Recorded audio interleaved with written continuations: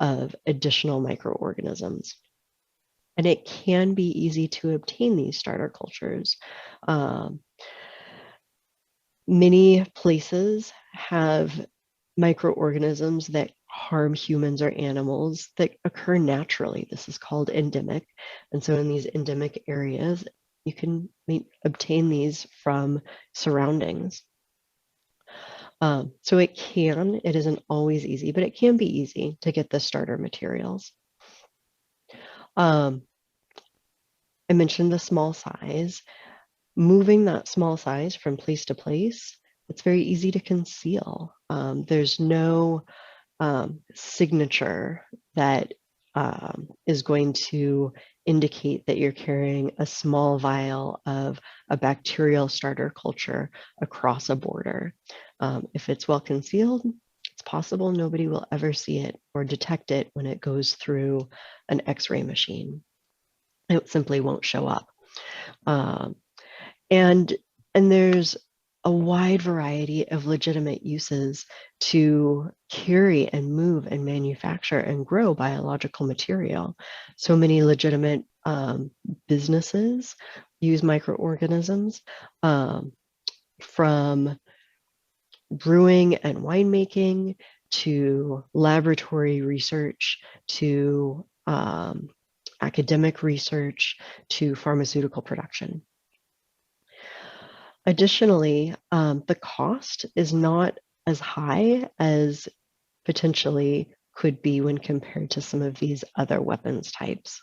The type of material and equipment used to set up a laboratory is much lower than, say, for a conventional or a nuclear laboratory, on the order of $1, 20,000 dong per square kilometer for biological impact versus hundreds and thousands of dollars for some of these others. And a final reason is it can be difficult to detect a release, and that may delay response for a while. So I think we've all learned about incubation periods from our COVID testing experiences, where any sort of microorganism that causes harm to the body may wait a while before it causes disease. So if you are aiming for a deliberate terrorist activity and you release a microorganism, it may be several days or several weeks or possibly months, depending on the type of microorganism, before you see an impact. Next slide, please. Some other reasons why bioweapons are desirable by a terrorist is that the technology can be pretty widely available. You can find lab scale equipment in many academic supply areas, on Amazon.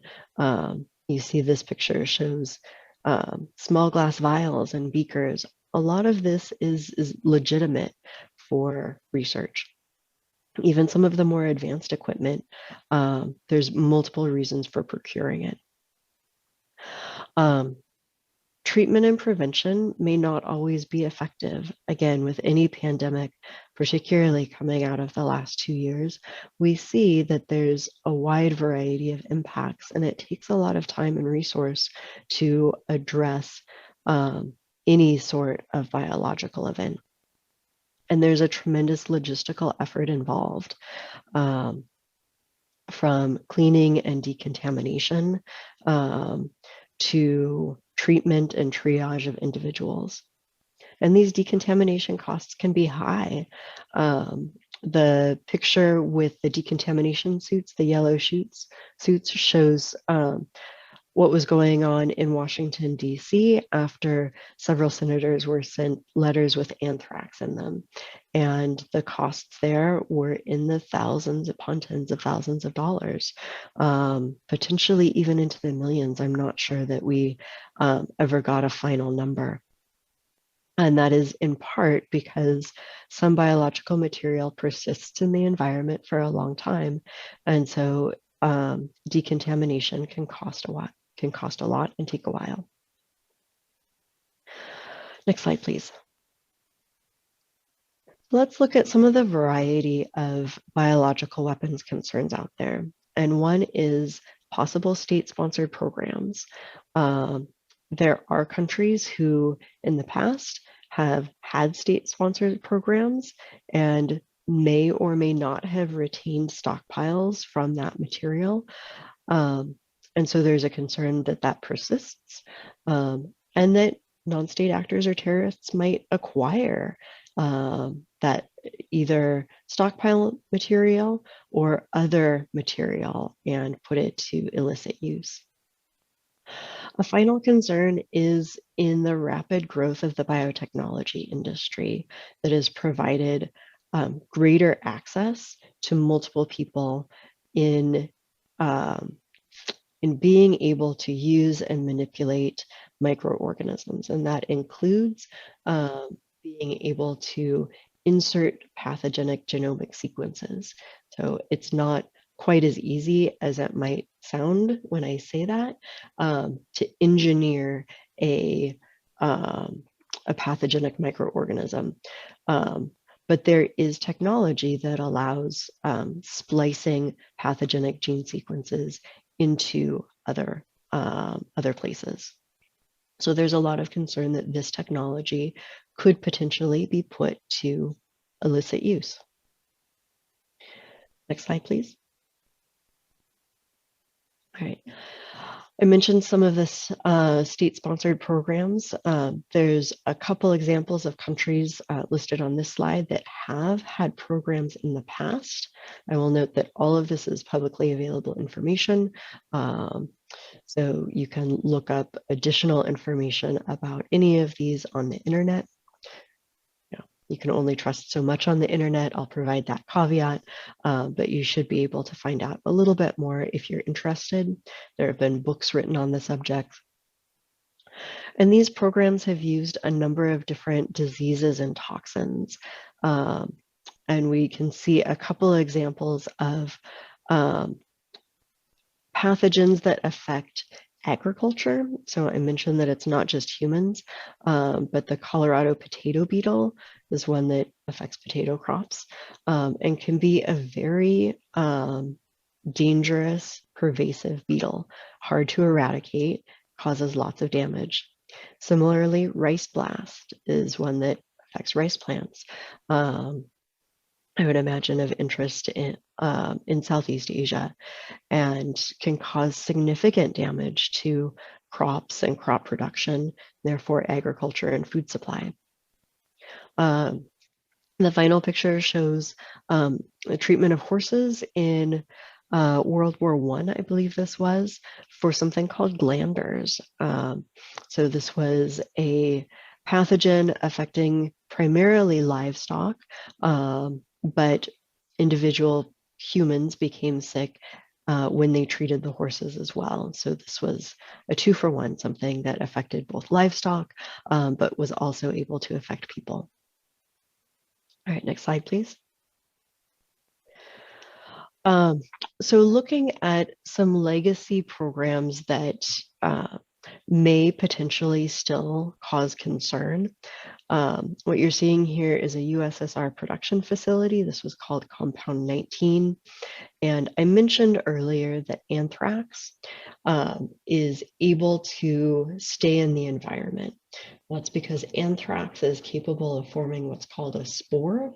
It's like a hard shell. It goes into a type of self-imposed stasis, and it can survive for many years without any special storage conditions. And then when the conditions are right, it can wake up and start to affect people. And so there's some estimates about how much was potentially produced in USSR during their active weapons program. If any of that material was still present in that area, it could potentially be collected and used. And we'll talk a little bit about one way that it might still be present in the area. So if we could have the next slide, Molly. All right, thanks. So this is an incident at Sverdlovsk, or sometimes called Ekaterinburg. You can see some statistics about how many people, how many animals died due to the release of less than 1 gram of weaponized spores. And so what happened during this particular incident was that Compound 19 was an anthrax drying facility way back in the 1970s. So this isn't a current facility, but this was happening back then. And it was running 3 shifts a day, 7 days a week. The cultures were collected and dried, and then they were ground into a weaponized powder. And late one Friday afternoon, a technician noticed that a filter on one of the exhaust stacks that was pumping air out into the outside environment was not working properly. And he didn't note it in the operations logbook, and work continued on the evening shift. And some anthrax spores were released into the night air for several hours before the next shift noticed, and the appropriate filter was put in place. And the wind carried those spores to a nearby ceramic manufacturing facility, and eventually over a widespread area, it was noticed that humans and animals started dying, getting sick and dying over some 6 weeks. So it's believed, as I said, that there was only about 1 gram of spores, but that's a pretty significant impact for only 1 gram of spores. And it's unclear whether there are any of these spores that are still alive in the environment. So if we could have the next slide, Molly, we're going to do a short video, and you all can see what being a working mom means while this video runs. One. I know a bit about how deadly that can be because of what happened here. We're in the town that was once called Sverdlovsk in the Ural Mountains of Russia. In 1979, in that military compound, where no one knew they were doing biological research, apparently one night someone forgot to turn on the filtration system, and a small amount of anthrax, probably no more than this, went up in a gust and floated out on the wind. It blew over a neighborhood just south of the military plant in a plume that stretched 10 miles. American scientists say the number of dead, 62. But the director of a military hospital there told us she documented 259 victims. But the KGB confiscated all her records. The infected were treated with everything available: penicillin, cephalosporin, chloramphenicol, anti-anthrax globulin, corticosteroids. The victims' relatives remember their agony. When he came home in the morning, he said, "Call the ambulance." His chest, his stomach, everything was burning up inside. Something was coming out of her mouth, and later they told me these were parts of her liver covered in blood. I asked a person who was in the ward with him how he died. The man said he was convulsing and screaming, "Help me, help me." For more than a decade, the Russians refused to admit that their military had released the anthrax. But these 2 local pathologists who suspected the truth risked their lives by hiding samples of infected brain tissue, hoping someday they could send it to the U.S. for confirmation. I just hoped that one day we would be able to show the rest of the world what we knew. And this has now happened, because all these people that died should not have died in vain.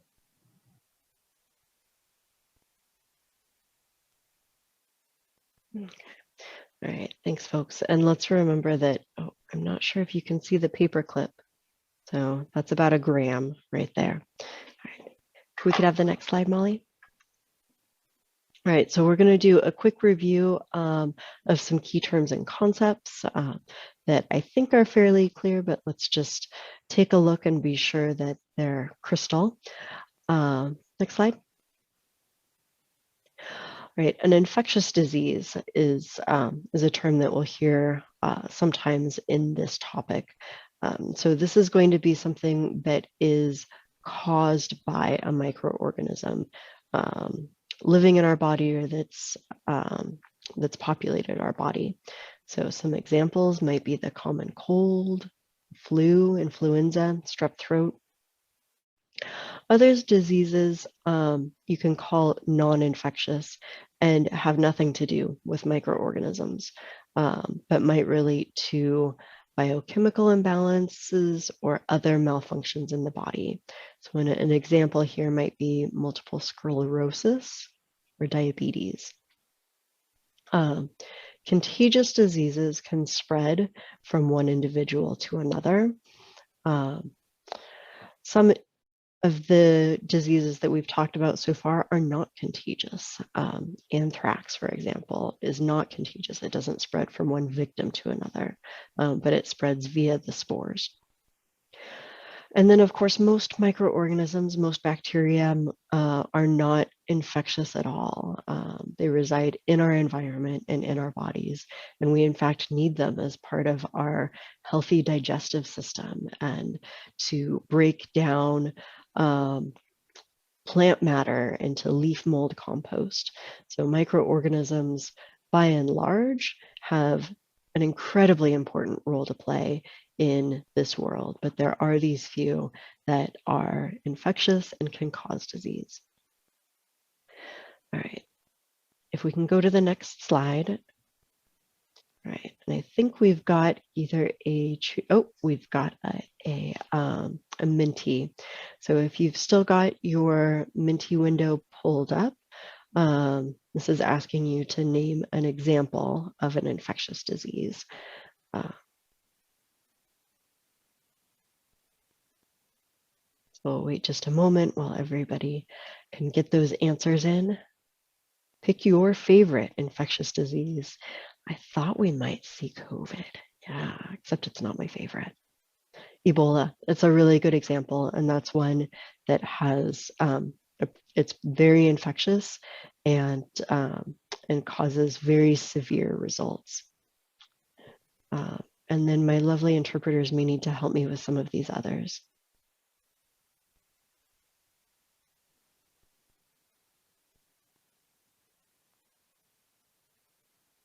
Anthrax, yeah. SARS. Mm-hmm. Yeah.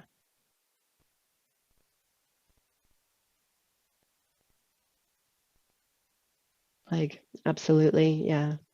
Yeah.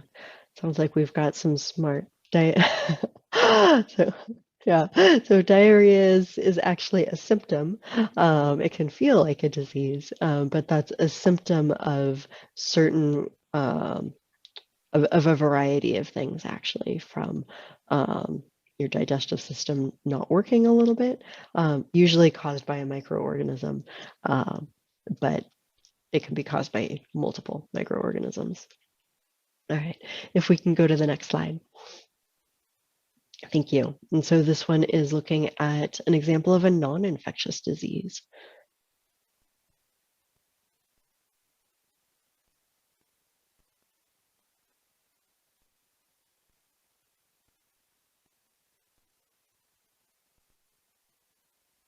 And I'll probably need some help with these as well.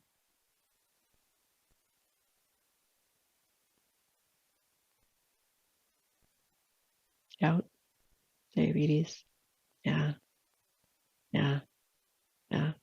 There's a lot, a lot. Dengue fever. Dengue fever may actually be an infectious disease caused by, I forget if that one is a bacteria or a virus, but it is transmitted by mosquitoes. But there's a couple good examples on there. Thank you.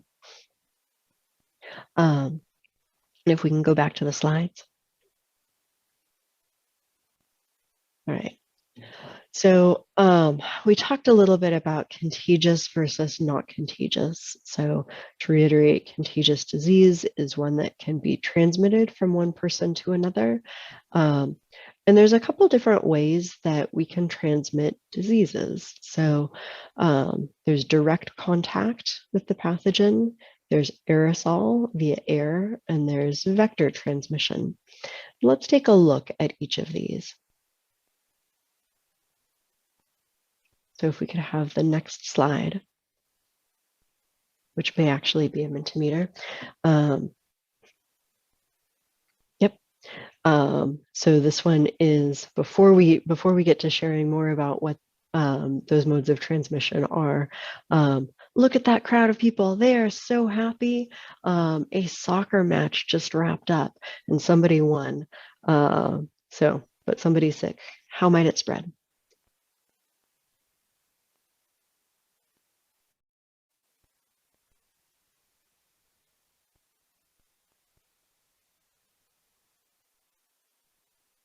Got some closet biologists in here based on the speed of these answers.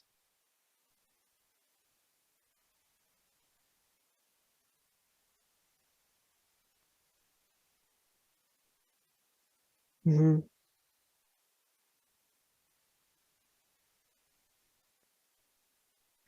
Yeah.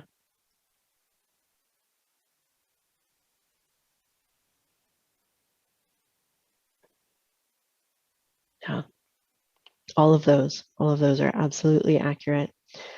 So let's look a little bit at, if we can go to the next slide, at what direct contact looks like. So this is indeed what it sounds like, contact with body tissue or fluid that has the biological agent in it. This could be blood, saliva, it could be an open wound with, multiple of those things in it. And so obviously this is when a living organism actually touches any of those fluids. If that meat had Q fever, for example, and he's working with it and gets blood on him and he's not wearing his gloves and has a cut on his hand, maybe somehow that gets into his bloodstream. So direct contact is one example. Let's take a look at the next slide. The next one was aerosol, so this respiratory topic that folks mentioned. And it is beyond just respiratory. So aerosol means some sort of a mist or a spray with very small particles. And there's a couple things that are important. Particle size is one. There's a specific micron size that it reaches the lungs more efficiently. So sizes that are bigger or smaller than that 1 to 5 micron range can get more easily caught in our nasal passages. That's what our nose hairs are for, is to catch those microorganisms. Smaller ones may go through too fast and may not settle. And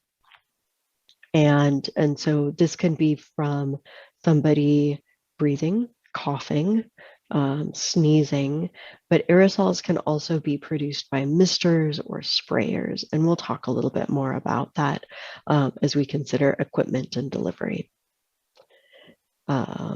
If we can go to the next slide. All right, vector transmission is the one that is less immediately evident until we start thinking about how we use mosquito spray. And when we use mosquito spray, for example, mosquitoes and fleas and ticks, a lot of small insects, arthropods, will carry disease and will bring it and bite.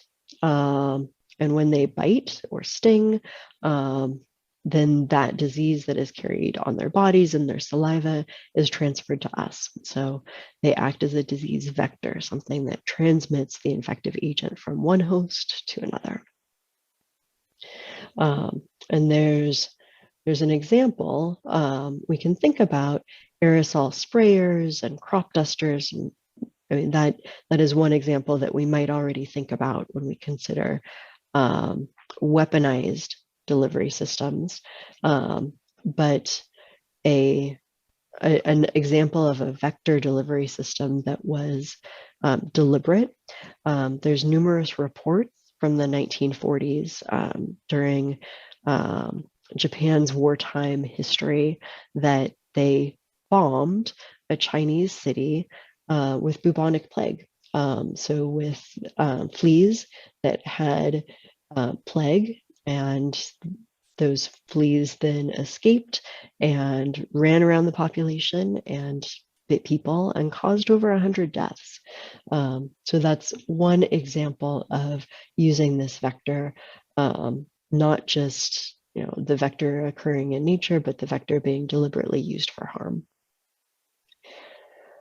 We can go to the next slide. A couple more critical terms.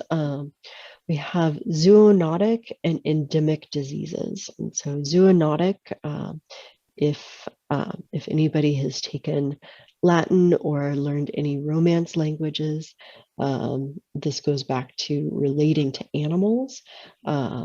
So this is where the disease is caused by an agent that can be transmitted between humans and animals, or sometimes where that disease lives in the animal but then morphs or changes such that it can jump to a human and infect that human.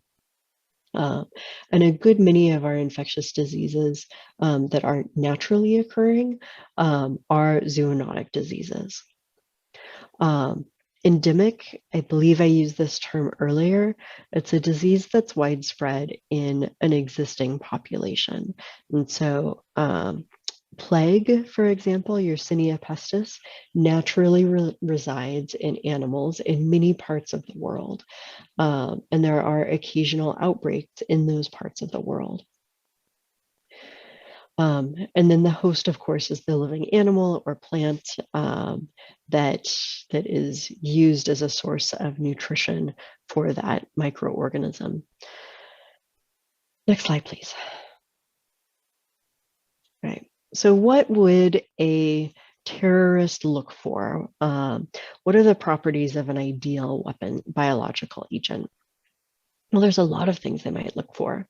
And it would probably depend on their goals and their time and their resources. So ideally, they're looking for something that's highly infectious, that requires few organisms or very small amounts. So if you can get sick from 1 or 5 or 10 microorganisms, that would be better from the point of the terrorist than one that requires a very high lethal dose, that requires a lot of lethal organisms, because then you don't have to make as much or spread it as far.